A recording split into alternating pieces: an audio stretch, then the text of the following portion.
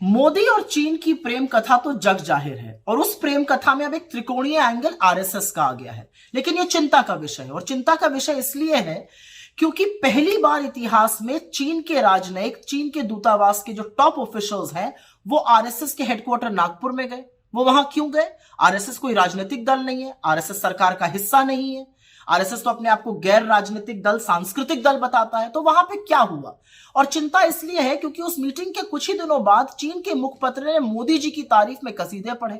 यह अलग बात है कि बायां हाथ कुछ और कर रहा है, दाहिने को उसका पता ही नहीं है, क्योंकि अभी जनवरी 2024 में इस देश के विदेश मंत्री ने कहा चीन और भारत के रिश्ते सामान्य नहीं है। तो जब रिश्ते सामान्य नहीं है तो वहां पर चीन के दूतावास के लोग क्यों गए आरएसएस? यह अलग बात है कि यही विदेश मंत्री पिछले साल कह रहे थे कि हम छोटी इकोनॉमी है, हम बड़ी इकोनॉमी के साथ कैसे निपटेंगे। अपनी सेना के शौर्य और पराक्रम का अपमान करना कोई एस जयशंकर से सीख ले।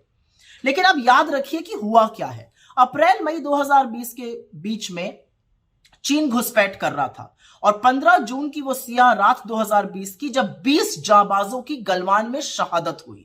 यह अलग बात है कि 4 दिन बाद मोदी जी ने देश से सीधा सफेद सपाट झूठ बोला और बिना पलक झपकाए कहा कि कोई घुसा हुआ नहीं है।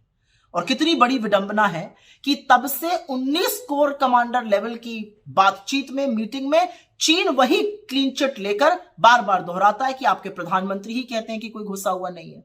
लेकिन इस दौरान क्या किया? इस दौरान मोदी सरकार ने हमारे पेट्रोलिंग पॉइंट, जहां तक हम गश्त करते थे, पेट्रोलिंग पॉइंट 10, 11, 12, 13, 14, 15, 16, उनको बफर जोन में डाल दिया। जिन रणनीतिक इलाकों पर हमने कब्जा किया था वहां से सेना को पीछे किया गया। और यही नहीं, सिर्फ 21 लोगों को इस देश में परमवीर चक्र मिला था। उसमें से एक मेजर शैतान सिंह थे जिनका स्मारक लद्दाख में बना हुआ था। उस स्मारक को भी बफर जोन में डाल दिया गया। और सिर्फ स्मारक बफर जोन में नहीं डाला गया, अब कहा जा रहा है उसको शिफ्ट किया जाएगा।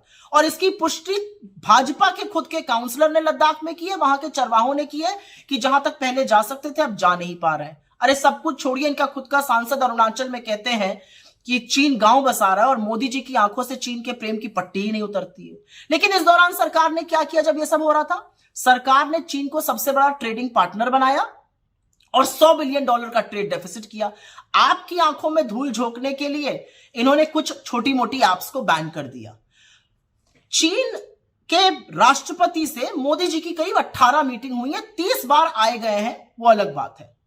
इन 18 मीटिंग्स में मोदी जी ने देश के हित के बारे में क्या बात की मैं नहीं जानती हूं। लेकिन अभी एक मीटिंग हुई थी साउथ अफ्रीका में अगस्त 2023 में, और उस मीटिंग के बाद चीन ने एक मैप रिलीज किया जिसमें हमारे ही देश के जगहों का अपने देश में बता दिया गया। मोदी जी चुप रहे, बिल्कुल चीन का नाम नहीं लेते हैं। लाल आंख दिखाने की बात करते थे, यहां पर तो उनको झूले झूलने से फुर्सत नहीं है, ये साबरमती के तट पे झूल रहे हैं। महाबलीपुरम में नारियल पानी पिलाने से फुर्सत नहीं है, यहां पर शहनाई सुनने से फुर्सत नहीं है। और जब 20 जाबाजों की शहादत के बाद वो पहली बार राष्ट्रपति शी जिनपिंग से मिले तो बजाय लाल आंख दिखाने के लाल शर्ट पहन के गलबैया करने को तैयार थे। तो आज सवाल यह है कि आपकी मोहब्बत का जो चीन से खामियाजा है, उसका जो कॉस्ट है वो देश अदा कर रहा है, उसकी कीमत देश चुका रहा है।